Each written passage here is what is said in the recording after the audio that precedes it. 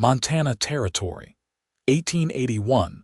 The wind was dry and sharp the morning the train rolled into the dusty depot of Clearwater, and Jeremiah Vance stood alone on the platform, his hat clutched in his hands like it was the only thing tethering him to the earth. The town was quiet except for the huff of the train engine and a few murmurs from the general store porch. His two children, Daisy and Daniel, waited by the hitching post, Daisy holding her brother's hand far too tight for a girl of 9.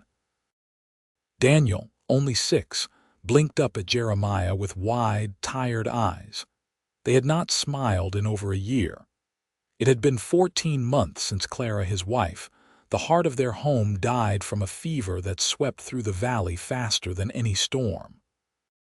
He had buried her beneath the cottonwood tree behind the ranch house, the same tree where she used to hang their laundry, where she once braided daisies into Daisy's hair. Since then, silence had taken up residence in their home. He had not wanted a stranger. But Daisy had stopped humming, and Daniel had started wetting the bed again, and the loneliness had become a weight so heavy Jeremiah feared it might bury him too. So he wrote the ad, and she answered.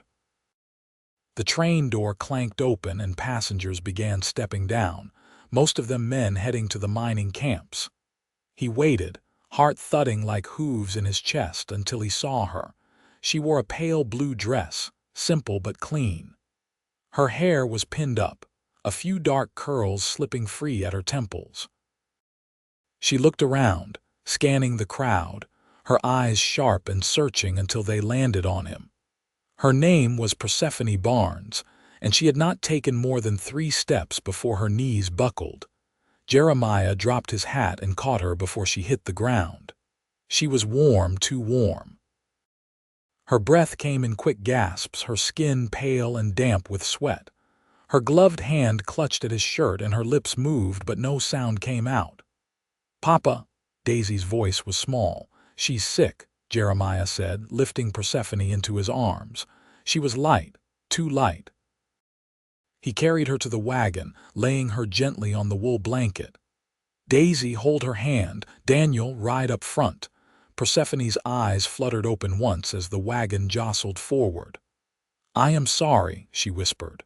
"You are fine now," Jeremiah said. He looked ahead, jaw tight. "You are safe." It took them almost an hour to reach the ranch. The children were quiet. Persephone drifted in and out of sleep, fever burning under her skin. Jeremiah carried her inside and laid her in the bed that once belonged to his wife. He had not stepped into that room in months. By nightfall, Persephone was shaking. Jeremiah sat by the bed, wiping her forehead with a cool cloth, whispering words he had not spoken aloud in a long time. Daisy brought her sips of water, and Daniel curled up on the rug, refusing to leave the room. "She came all this way for us," Daisy said, her voice wobbling. Jeremiah nodded. He had not expected to feel anything for this stranger. But watching her fight through the fever, her fingers gripping the blanket like she was trying to hold on to the world, something inside him cracked open. By morning the fever broke. Jeremiah walked outside, lungs aching with relief, and stared at the cottonwood tree. The sun was rising, and for the first time in what felt like forever, it did not feel cruel. 2 days later, Persephone could sit up. She was quiet, but her eyes followed everything: the children, the way Jeremiah moved through the kitchen, the light through the shutters. "I am sorry I collapsed," she said one morning, her voice hoarse but steady. "I had not eaten in a day. The journey was longer than I expected." "You are here now," Jeremiah said. He handed her a bowl of stew. "Eat." She smiled, small but real. "I was afraid you might send me back." "I do not send people away who collapse in my arms," he said. Something flickered in her eyes, but she looked down. The days grew warmer. Persephone regained her strength slowly, and the children began to hover around her like moths to a lantern. She listened to Daisy's stories, braided her hair, helped Daniel build a fort out of firewood. Jeremiah watched from the porch, his heart aching in a way that was not pain exactly. One evening he found her standing by Clara's grave. "I should have asked before I came," she said softly, "if you were ready."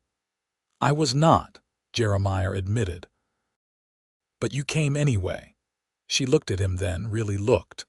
"I lost someone too, 3 winters ago, my brother. He raised me, taught me how to read, how to ride. He was all I had."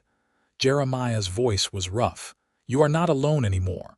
Neither spoke for a long time.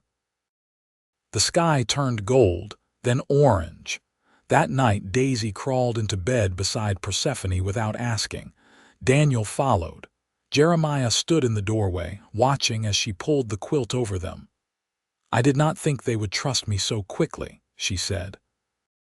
"They know what it is to lose," Jeremiah said, "but they also know what it is to hope." Persephone's eyes met his across the dark room. "And you, I am still learning," he said.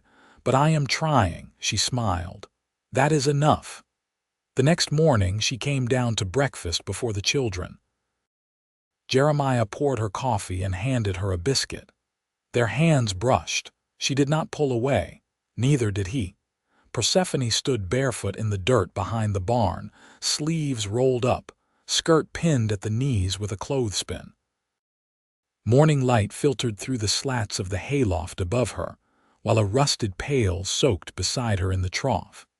She was scrubbing the inside of a copper pot with a horsehair brush when Jeremiah stepped around the corner, a coil of fencing wire over his shoulder. "You don't have to do all that," he said. "I don't mind. You shouldn't." She rinsed the pot, careful not to splash her apron.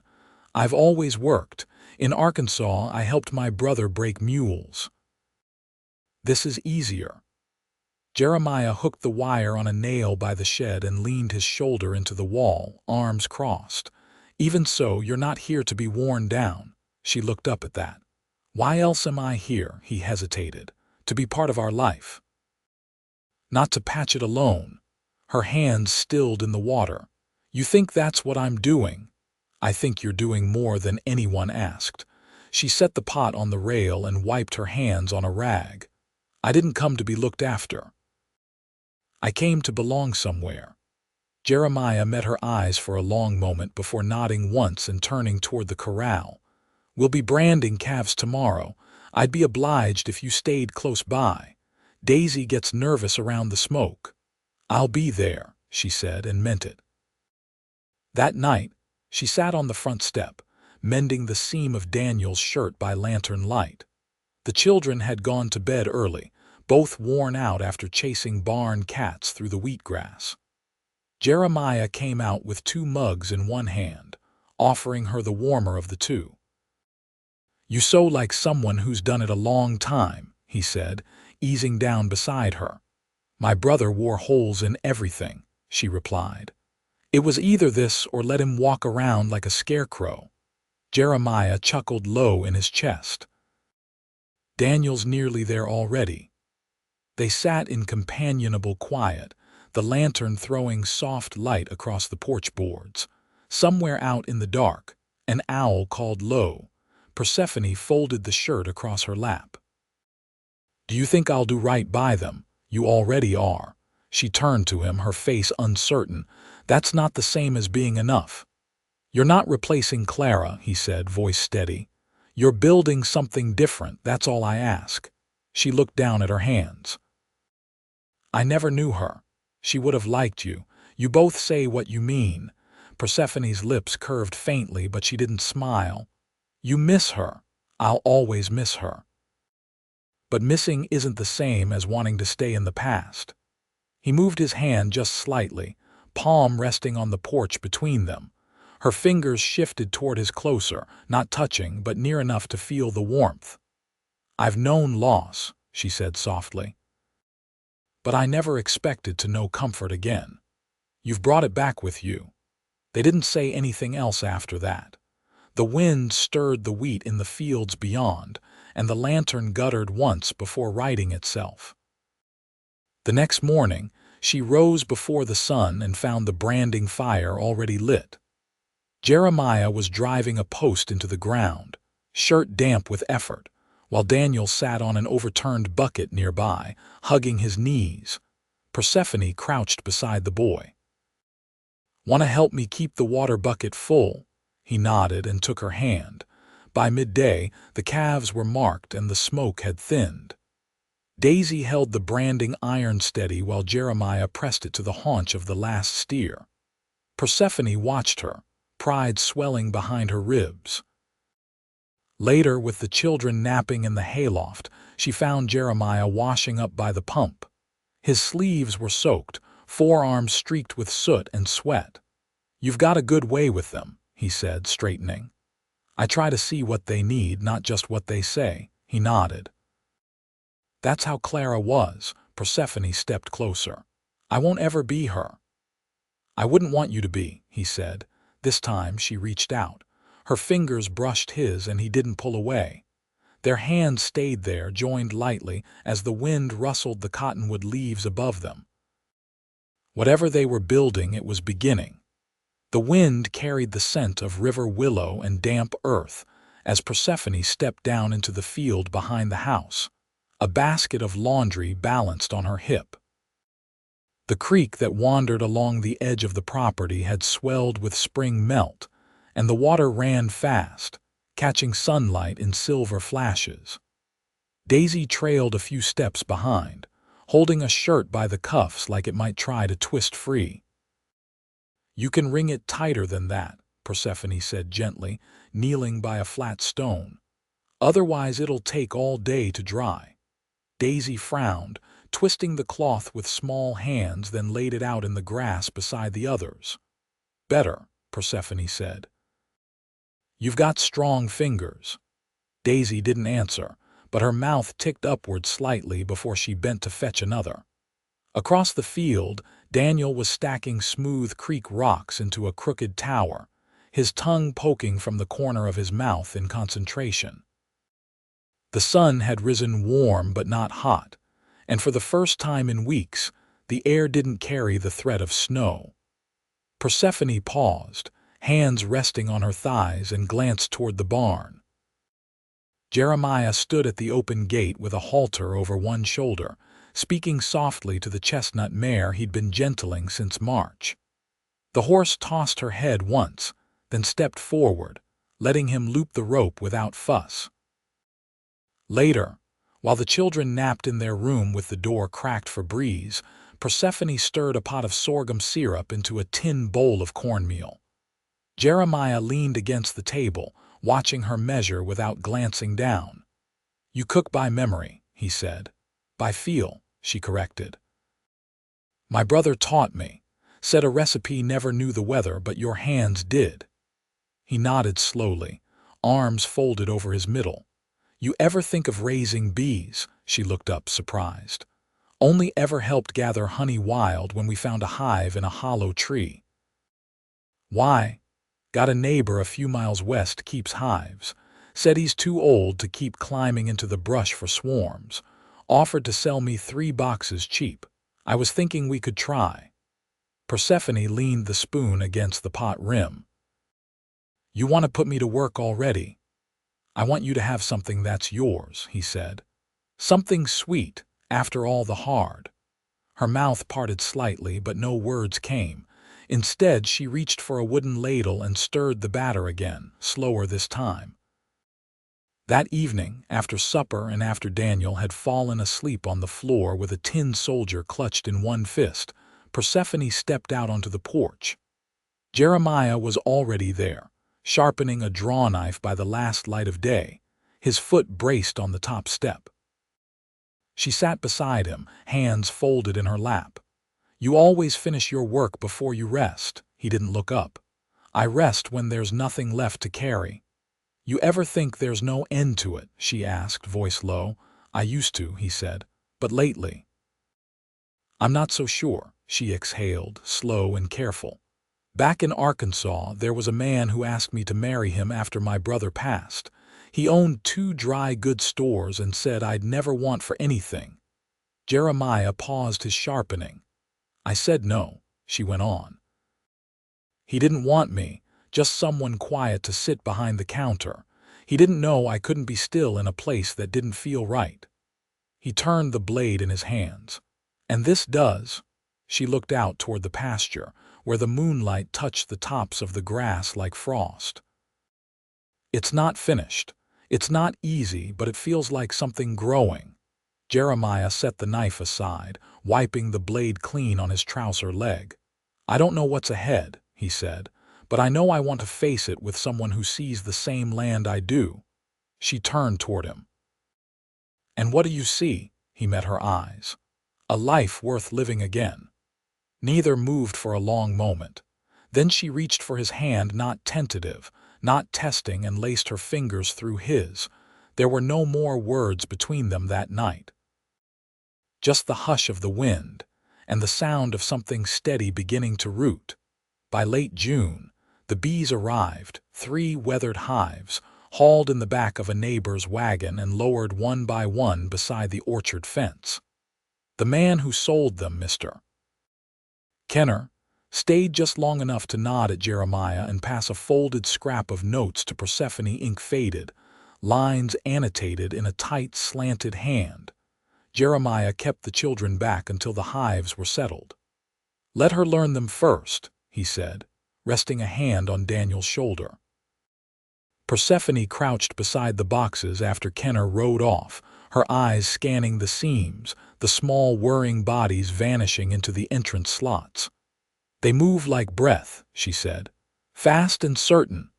Jeremiah joined her, one knee in the grass. You afraid? No, she said, brushing a curl from her cheek. They've got work to do, so do I. Through the next weeks, she studied the bees in the quiet hours before sunrise after supper, when the children were off with the goats or drawing in the dust with broken twigs. She read every word Kenner had written, watched the combs grow fat with golden seal, learned the rhythm of smoke and stillness. One dusk, Jeremiah found her standing barefoot with her sleeves rolled tight, veil hanging from her neck, a swarm clinging to the branch of the plum tree. They split, she said. Too crowded, I can catch them if I move slow. He folded his arms. You sure? I'm sure. He fetched her the extra box and held the ladder steady while she slipped the writhing cluster into its new home, hands calm, breath steady. When it was done, she wiped her forehead with the back of her wrist and smiled not wide, but with the quiet satisfaction of a woman who had done something worthwhile. You handle them like you were born to it, Jeremiah said. Maybe I was, she replied, lifting the veil over her head. Her hair was damp at the temples and loose where the pins had slipped, and for a moment he didn't speak. That night, the rain came. It started as a hush on the roof, then built into a steady patter. The children, already asleep, shifted beneath their quilts. Jeremiah leaned against the kitchen doorway, watching Persephone pin up a towel to catch a slow leak in the corner. You always this calm with weather? He asked, voice low. I've learned nothing can be held back, she said. So I let it come. He stepped inside, rolled sleeves wet from checking the stable. Some folks brace against it. She turned to face him. You used to, for a long while. And now, he looked down, then back at her. Now I think I'd rather stand beside someone with the sense to let the storm pass. Her eyes didn't leave his. And if it doesn't pass, then we build better shelter. She took one step closer. We, if you'll have it. Persephone reached for his hand, fingers threading between his. I think we already started. He brushed a thumb over her knuckles, calloused and warm. I reckon we did. They didn't kiss then. They didn't need to. The room was quiet, the fire low, and outside the rain softened against the shutters like a promise. The next morning, Daisy came into the kitchen with a folded scrap of paper, her eyes bright. I wrote a list of names for the new hive. Jeremiah raised an eyebrow. All right, let's hear it. Rosemary, Clover, Queen Eliza, Persephone laughed, bending to kiss the girl's temple. Queen Eliza's got a ring to it. Daniel tugged on Jeremiah's sleeve. Can I ride with you to the south pasture today? Jeremiah looked to Persephone. "You think you'll be all right here with the bees?" "I've got my veil," she said, and reached for the smoker. As Jeremiah saddled the mare, Daisy skipped beside him, chattering about honey colors and beeswax. Persephone stood at the edge of the porch, watching them go, arms folded against the morning breeze. She had not asked for love, not directly. But it had come anyway, slow as spring thaw, sure as the sun rising over the cottonwood branches. And now it was hers. All of it. The wheat stood tall and golden as harvest neared, and the scent of dry grass hung thick in the air. Persephone stood beneath the open eaves of the smokehouse, a jar of rendered lard in one hand, her other gloved and dusted with flour. She was showing Daisy how to pinch the edges of a pie crust, careful not to press too hard. "Think of it like folding a letter," she said. "Not too sharp, not too soft." Daisy squinted, her tongue tucked in the corner of her mouth as she mimicked the motion. "Like this," Persephone nodded, wiping her hand on her apron. "That'll hold fine." Daniel wandered in from the yard, cheeks ruddy, a small wooden whistle dangling from a string around his neck. "Can we take the pie out by the creek when it's done? The bees don't come that far." "We'll see how the day settles," Persephone said, brushing flour from his sleeve. "But I like the sound of that." Later, while the children ran barefoot through the orchard rows, stopping to pick early plums from the lower branches, Jeremiah came in from the hayfield with his shirt clinging to his back and a new nick along his forearm. Persephone turned from the stove just as he stepped through the doorway, his hair damp under his hat. "You're bleeding." He glanced down, caught it on a nail pulling the gate free. She stepped forward, already wetting a cloth. "Sit." He obeyed, lowering onto the bench as she cleaned the thin cut. Her touch was firm, unhurried. "You ever think about building onto the house?" he asked. She looked up at him. "What kind of addition? Room off the back, facing east. You'd have more light for your work. And if those bees keep thriving, you'll need a place to store the wax and honey without keeping it in the pantry." She folded the cloth and set it aside. "You've been thinking ahead." Jeremiah met her eyes. "I've been thinking about what a full life looks like with you in it." A quiet passed between them, not heavy, just full. "I wasn't sure I'd ever be welcome in someone's future again," she said. "You're not just welcome," he said. "You're needed." She pressed her palm to his shoulder, grounding him. "Then let's build it." That night, after the children had fallen asleep beneath the open windows, Jeremiah led her outside to the edge of the north field. The moon was high enough to silver the fence posts, and the porch light behind them cast a soft glow across the grass. "I've been carving something," he said, pulling a small object from his pocket. It was a slender ring, whittled smooth from a piece of cherry wood, the grain running in warm spirals. Persephone took it gently, turning it in her fingers. "It's beautiful." "I know it's not silver," he said, "but I wanted something that came from here, from this land. From something that's grown." She didn't hesitate. "It's perfect." He reached for her hand and slid the ring onto her finger. It fit snug, warm from his palm. "I want a life with you," he said. "Not just beside you, with you." She stepped into him, her hands resting at his waist. "Then we'll make one, day by day." Their kiss was unhurried, grounded in everything they'd already lived through together.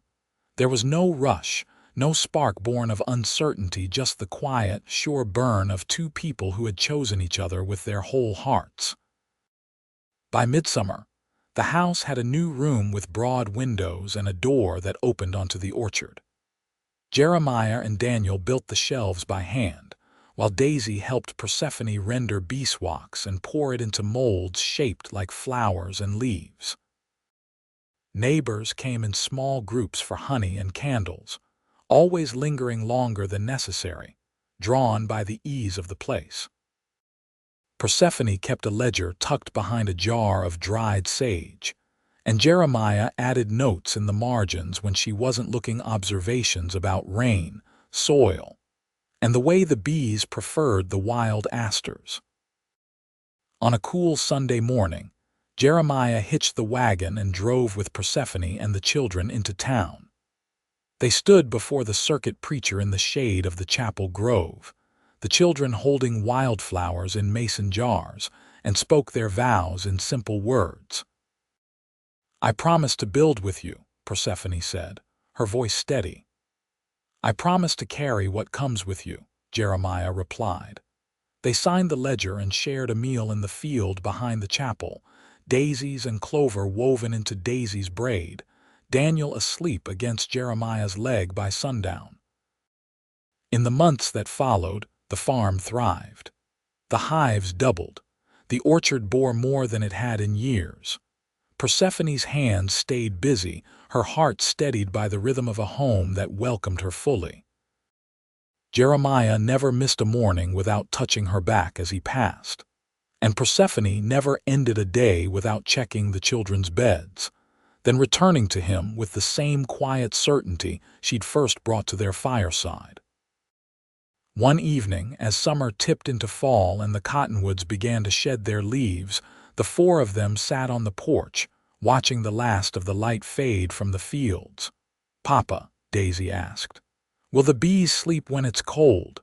"They'll huddle close," he said. "Keep each other warm." Persephone reached for his hand and held it in her lap. "Like we do." He looked at her, his voice low. "Always." The wind lifted through the orchard, gentle as breath, and the lantern on the porch flickered once, then glowed steady. They stayed like that until the stars came out together, full and home at last.